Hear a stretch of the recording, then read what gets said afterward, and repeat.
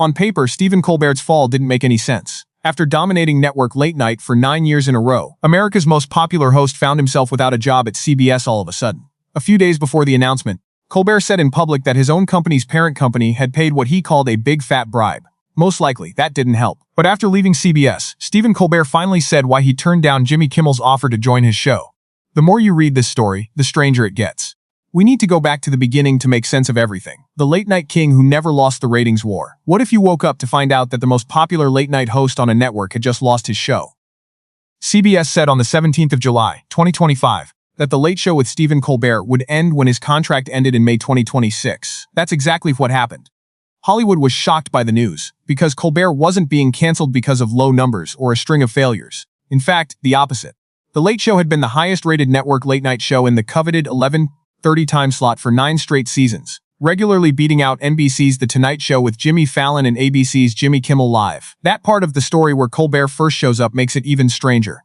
When he took over David Letterman's famous desk on the 8th of September 2015, there were huge expectations. Letterman had been in charge of The Late Show for over 20 years. On Comedy Central's The Colbert Report, Colbert played a made-up conservative commentator. That wasn't a plan for huge success. At first, Jimmy Fallon easily won the ratings race, thanks in part to star games and videos that went viral on YouTube. But over time, Colbert changed into a different person.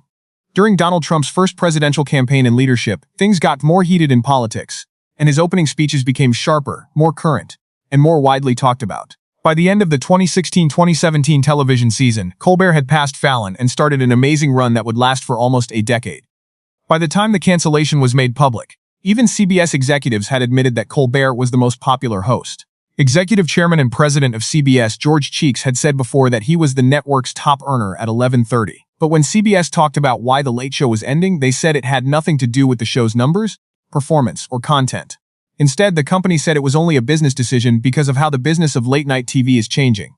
Many people were surprised by that explanation because it went against one of the oldest ideas in TV, that high ratings mean you'll stay in business. But things had changed a lot behind the scenes in the TV business. Traditional advertising income had been going down for years as people switched to social media, streaming services, and watching shows whenever they wanted. But was this really what caused it? The speech that changed everything. Stephen Colbert walked onto the set of The Late Show 3 days before making one of the most shocking late-night TV announcements ever. He then turned his attention away from politicians, celebrities, and rival networks. He instead went after his own business parent. It stood out right away because comedians don't usually attack the company while getting paid on national TV. Donald Trump sued Paramount Global over CBS News editing of a 60 Minutes interview with Kamala Harris, who was vice president at the time. Colbert talked about Paramount Global's decision to settle the lawsuit. The company decided to pay $16 million, but the money was going to Trump's future presidential library instead of being sent to him directly. Trump said that 60 Minutes lied about Harris's interview in order to favor her during the race for president. CBS said that the editing was normal for broadcasts and denied any wrongdoing. A lot of legal experts didn't think Trump's claims were very strong, which makes Paramount's choice to settle even more surprising. The timing was especially interesting because, at the same time, Paramount was trying to merge with Skydance Media in a deal worth billions of dollars. This deal needed to be approved by federal regulators, such as the Federal Communications Commission. Naturally, the settlement of the case made it look like corporate interests were more important than editorial freedom, even though Paramount said there was no link between the settlement and the merger process. Colbert didn't wait long to weigh in. When he started The Late Show, he said, "I am offended because I have always been proud to work for this network." Colbert said that Paramount's payment was a big fat bribe. The crowd exploded, but the comment was taken in a different way outside the theater. Funny people making fun of politicians was one thing. It was a different thing to say that his own parent business had made a payment that he thought was meant to make the process of getting regulatory approval easier.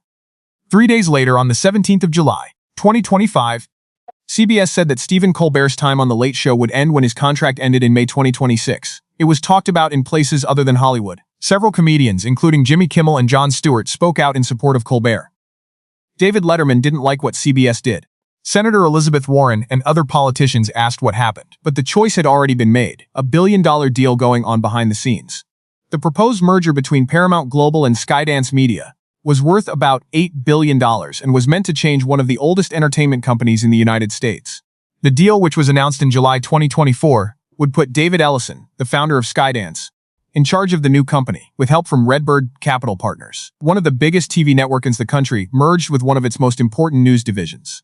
The deal also needed approval from government regulators before it could go through. That approval process raised the stakes right away. The Federal Communications Commission had to approve the deal because CBS owns a lot of local TV stations that are licensed by the federal government. At the same time, antitrust and communications laws were being used by other government agencies to look into different parts of the merger. Then a number of important events happened almost at the same time. Donald Trump sued CBS because of changes made to an interview with Kamala Harris, who was vice president at the time. In the end, Paramount decided to pay $16 million to settle the case, even though they still denied doing anything wrong. A few days later on The Late Show, Stephen Colbert called that settlement a big fat bribe in public. In just a few days, CBS said that Colbert's show would end when his deal was up. During the same time period, Paramount kept working to get the Skydance merger approved by the government. Even more attention was paid when FCC Chairman Brendan Carr said some things after the merger was accepted. Carr said the new owners of CBS News had said they wanted to change the approach and fix what they saw as bias in the company. Those comments caused a lot of debate right away because they made it sound like big changes might be coming to one of the most important news departments in the United States. Soon after, there were more leadership moves at CBS News. Longtime leaders like CBS News President Wendy McMahon and 60 Minutes executive producer Bill Owens quit because they didn't agree with the company's direction during the merger process or with editorial freedom in general. Some people didn't like one meeting in particular. Bari Weiss, a journalist, was chosen to be the new editor-in-chief of CBS News. Weiss, who started the Free Press and used to be a comment editor at the New York Times, has long been a controversial figure because she speaks out against newsrooms that only cover one side of an issue and defends free speech in Israel.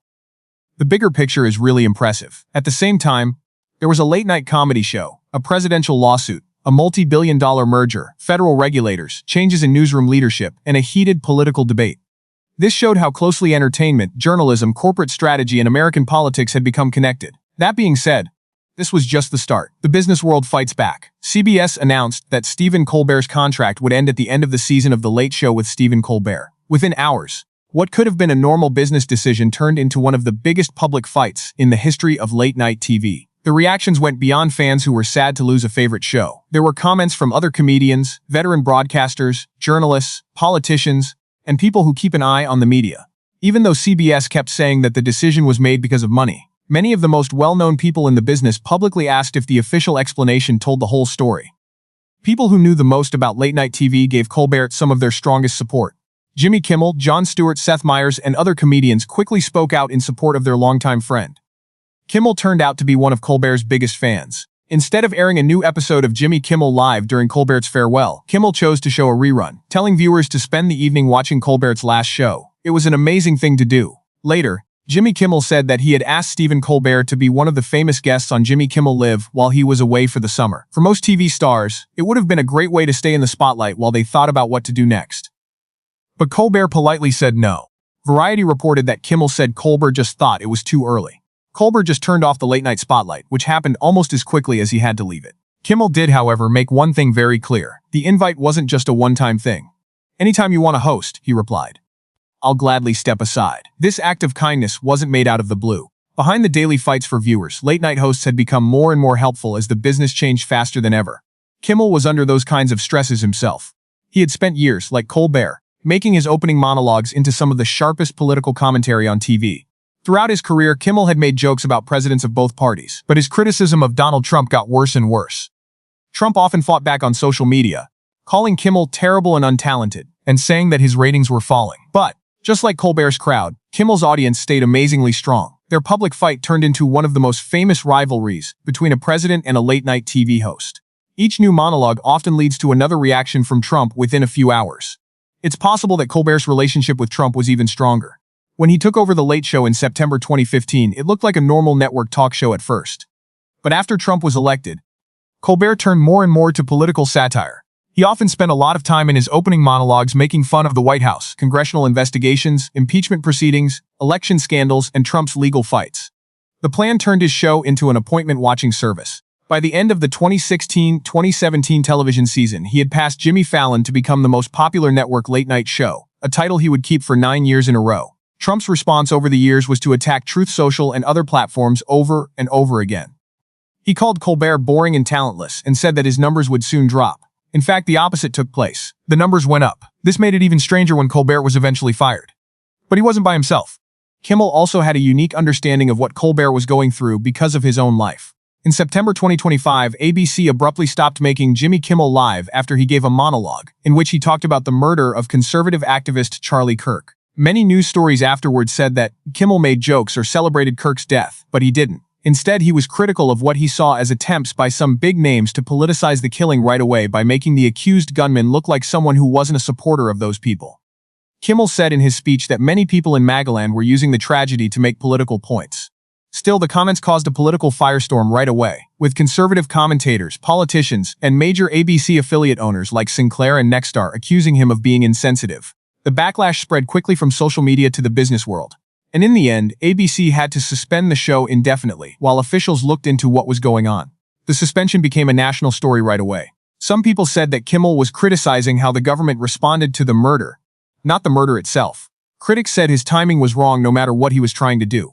Over 400 actors, comedians, writers, producers, and other entertainment professionals signed an open letter backed by the American Civil Liberties Union that called the suspension an attack on free speech.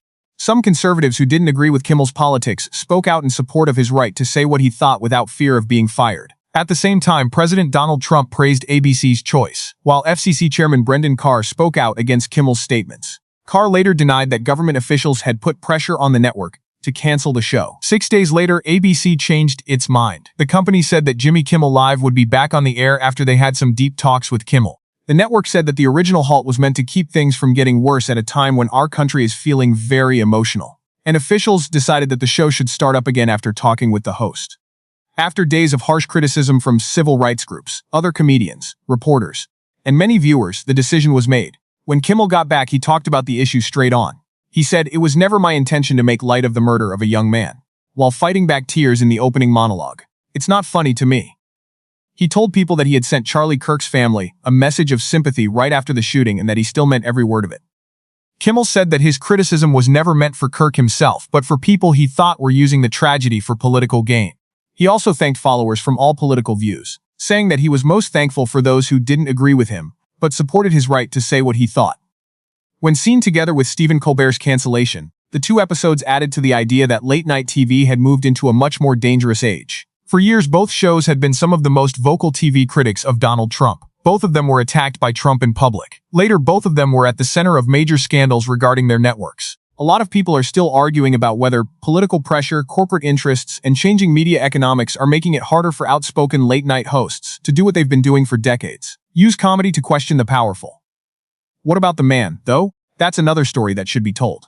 The person working at the desk. Stephen Colbert's life was forever changed by a tragedy a long time before he became the most famous face on American late-night TV. Eastern Airlines Flight 212 crashed in Charlotte, North Carolina, on the 11th of September, 1974. Stephen, who was 10 years old at the time, was at home in Charleston, South Carolina. His father, Dr. James Colbert, who was head of the Yale University School of Medicine at the time, and his two older brothers, Peter and Paul, were on board. 70 of the 80 people on board died when the plane hit trees just short of the runway in heavy rain and rough weather. He would talk about the event decades later as something that would always be a part of him.